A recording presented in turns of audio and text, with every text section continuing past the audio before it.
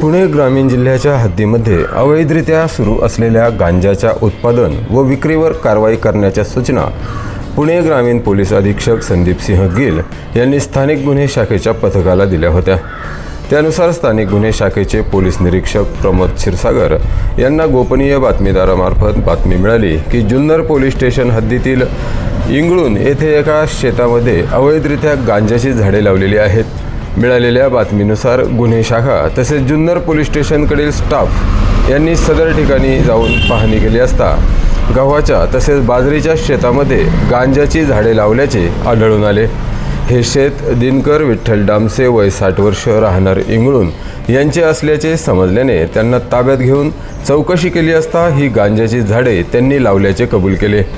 पंचांसमक्ष पंचनामा करून गांजाची झाडे जप्त करण्यात आली आहेत। तसेच त्याबाबत जुन्नर पोलीस स्टेशन येथील पोलीस अंमलदार अजित गेंगजे यांनी फिर्याद दिली असून पुढील कारवाई जुन्नर पोलीस स्टेशन येथे सुरू आहे।